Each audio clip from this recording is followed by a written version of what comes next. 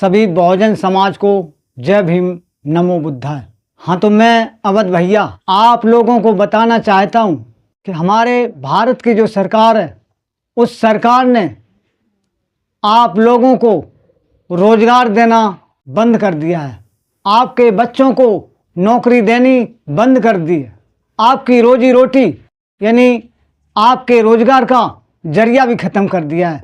उस रोजगार की जगह पर हमारे भारत की सरकार ने आप लोगों के सामने दाना बिखेरना शुरू कर दिया है।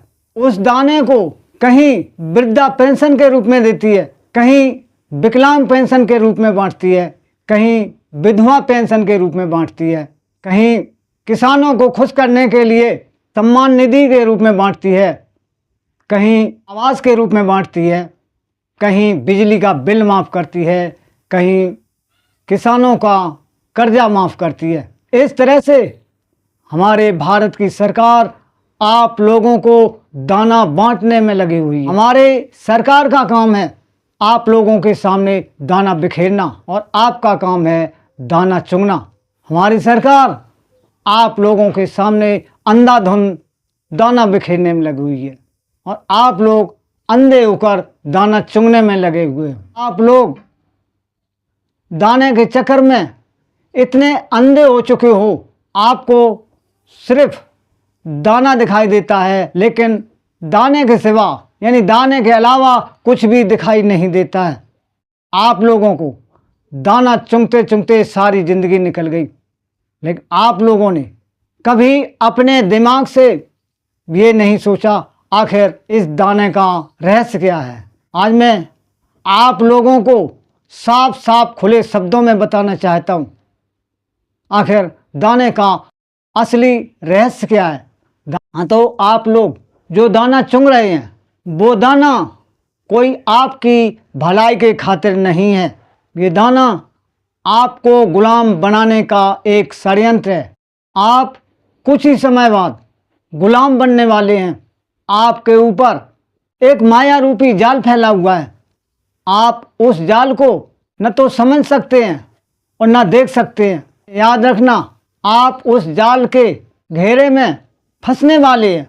जिस तरह से एक बहेलिया कबूतर को पकड़ने के लिए धरती पर दाना बिखेरता है, उसके ऊपर जाल फैला देता है। जब कबूतर दाना चुगने के लिए आते हैं तो वो कबूतर दाने के चक्कर में इतने अंधे हो जाते हैं कि उस दानों के ऊपर फैला हुआ जाल दिखाई नहीं देता है और वो कबूतर अंधे होकर दाना चुगने में लग जाते हैं और वो बहेलिया जाल को खींच देता है, उन कबूतरों को अपने चुंगल में फंसा लेता है, उन कबूतरों को कैद कर लेता है। याद रखना, जो संबंध एक कबूतर और बहेलिया के बीच में है वही संबंध आपका और आपकी सरकार के बीच में है। याद रखना, जिस तरीके से एक कसाई बकरे और मुर्गे का हलाल करता है तो हलाल करने से पहले उसे दाना चुंगा चुंगा कर मोटा करता है। जब मुर्गा और बकरा दाना चुंग चुंग कर मोटे हो जाते हैं तो कसाई बेदर्दी से मुर्गा और बकरे का हलाल कर देता है। इस बात को याद रखना, अगर आप लोग इसी तरह दाना चुगने में लगे रहे तो जो हाल मुर्गा और बकरे का हुआ वही हाल आपका होगा। हाँ, तो मैंने अमरीश पुरी की एक फिल्म देखी है, आज का अर्जुन।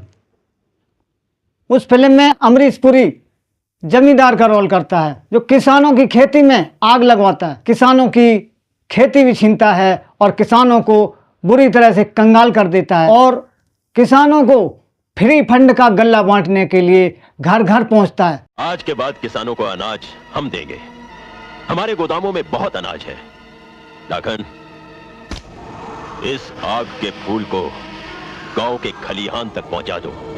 हाँ।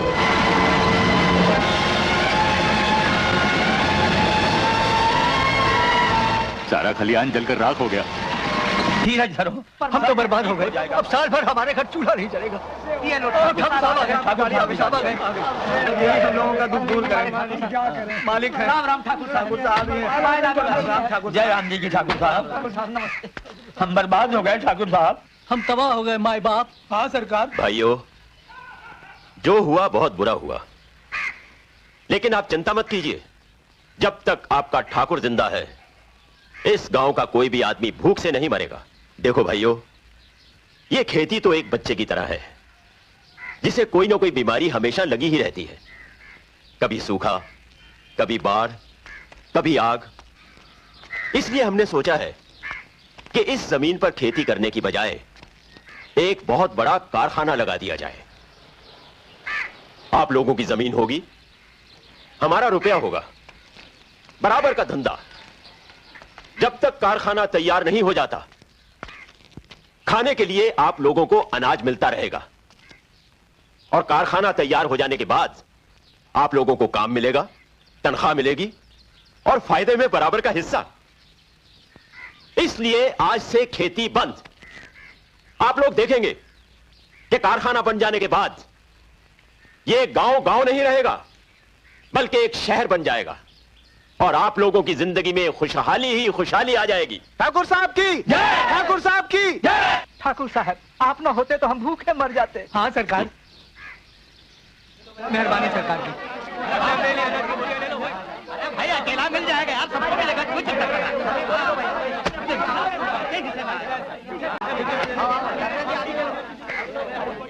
इन लोगों से कागज पर इनके अंगूठों के निशान ले लूं ठाकुर? अभी नहीं, पहले इन लोगों को हराम की खाने की आदत पड़ने दो, उसके बाद। साले हराम की खाने की आदत पड़ गई। हुजूर, हुजूर मुझे बहुत तेज बुखार है हुजूर।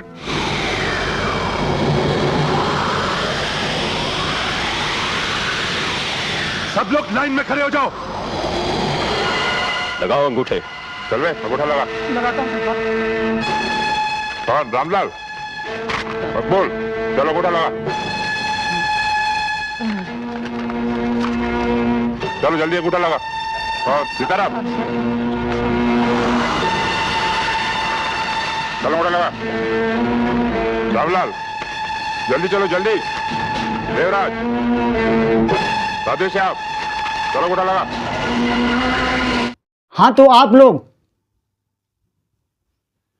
अच्छी तरह से समझ चुके होंगे आखिर दाने का राज क्या है, दाने का असली रहस्य क्या है। आज मैं आप लोगों से गुजारिश करता हूं कि आज से आप लोग दाने के लालच में नहीं पड़ेंगे, दाने के चक्कर में नहीं पड़ेंगे।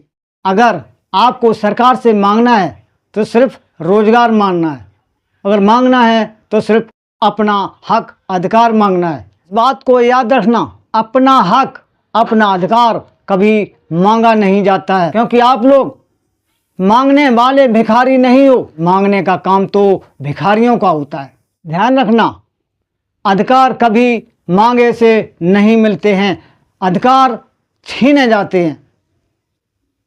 आकाश से बिजलियां गिरती हैं तो पत्थर भी टूट जाते हैं। जब लड़ाई अधिकार की होती है तो अधिकार मिल ही जाते हैं। इन्हीं शब्दों के साथ अब मैं अपनी बात को यहीं ख़त्म करता हूँ। जय भीम, जय भारत, नमो बुद्धाय।